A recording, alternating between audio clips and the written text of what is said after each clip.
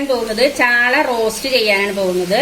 അപ്പൊ ഞാൻ അതിനു വേണ്ടി 3 ചാള എടുത്തിട്ടുണ്ട്. അപ്പൊ ഈ ചാള എന്ന് പറയുമ്പോൾ നമ്മള് പൊരിക്കാൻ എടുക്കുന്നത് പോലെ ഒന്ന് വരയണം കേട്ടോ.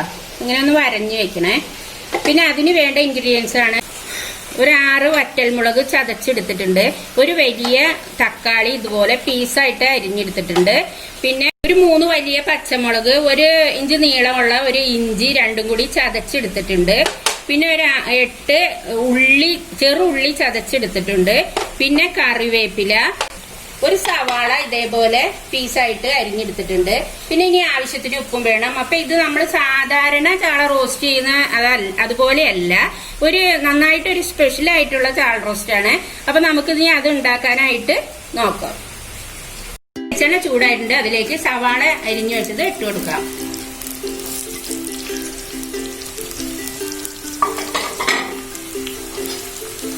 ഇനി സവാള ഒന്ന് വഴറ്റി നന്നായിട്ട് വഴന്നു വരണം.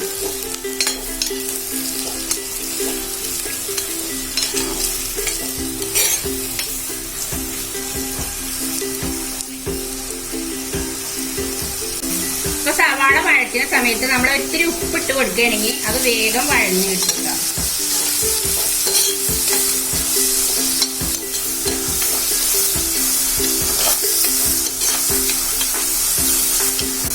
ഇപ്പൊ സവാള ഒന്ന് വഴന്നു വന്നിട്ടുണ്ട്. ഇത്രയും വഴന്നാ മതിയാവും. ഇനി നമുക്ക് അതിലേക്ക് ചതച്ചു വെച്ച ഉള്ളി ഇട്ട് കൊടുക്കാം. കൊടുത്തത് ഒന്ന് വഴന്നു വരണം.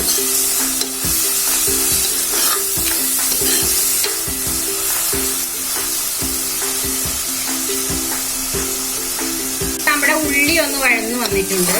ഇനി നമുക്ക് ഇഞ്ചിയും പച്ചമുളകും ചതച്ചു വെച്ചിരിക്കുന്നത് ഇട്ട് കൊടുക്കാം.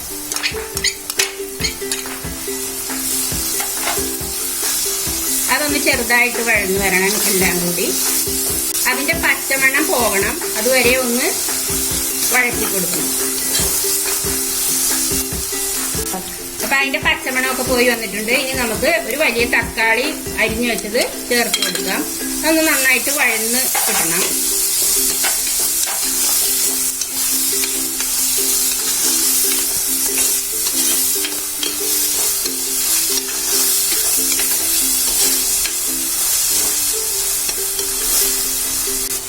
ഇപ്പൊ നന്നായിട്ട് വഴന്നു വന്നിട്ടുണ്ട്. ഇനി നമുക്ക് വറ്റൽമുളക് ചേർത്ത് കൊടുക്കാം.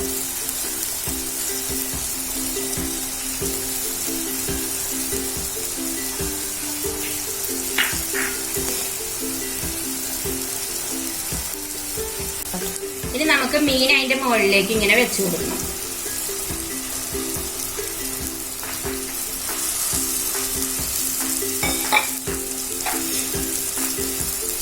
ഇനി നമുക്ക് അതിന്റെ മുകളിലേക്ക് കറിവേപ്പില ഇട്ട് കൊടുക്കണം.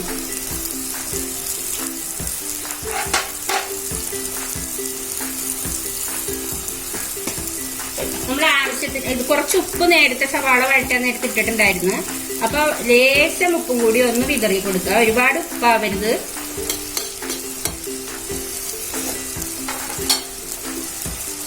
ഇനി അതിന്റെ മുകളിലേക്ക് ഒരു 2 സ്പൂൺ വെളിച്ചെണ്ണ ഇത്തിരി ഒഴിച്ചു കൊടുക്കുക.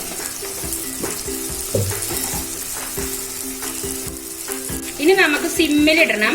ഒരു 10 മിനിറ്റ് മൂടി വെക്കണം. മൂടി വെച്ച് സിമ്മിൽ കിടന്നൊന്ന് വേവണം. വെള്ളം ഇതിന്റെ അകത്ത് വെള്ളം ഒട്ടും ഒഴിക്കാൻ പാടില്ല കേട്ടോ. ഒട്ടും വെള്ളം ഒഴിച്ചിട്ടില്ല. വെള്ളം ഒട്ടും ഒഴിക്കാൻ പാടില്ല. ഇപ്പൊ ഒന്ന് നന്നായിട്ട് തിളച്ച് വന്നിട്ടുണ്ട്. നമുക്കതൊന്ന് മറിച്ചിട്ട് കൊടുക്കണം.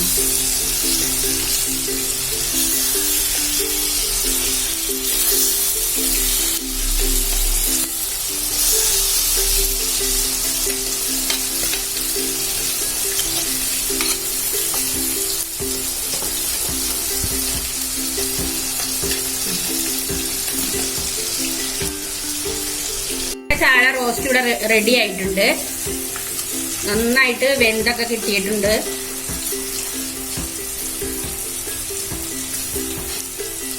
നന്നായിട്ട് വെന്തിട്ടുണ്ട്. ചാള നന്നായിട്ട് നല്ല റെഡി ആയിട്ടുണ്ട്. ഇനിയിപ്പോ ഇത് നമുക്ക് ചോറിന്റെ കൂടെ കഴിക്കാം, ചപ്പാത്തിയുടെ കൂടെ ഒക്കെ കഴിച്ചാൽ നല്ല ടേസ്റ്റ് ആയിരിക്കും. അപ്പൊ നിങ്ങൾ ഇതുപോലെ ഇത് ഇഷ്ടമായിട്ടുണ്ടെങ്കിൽ ഇതുപോലെ നിങ്ങൾ ചെയ്ത് നോക്കണം.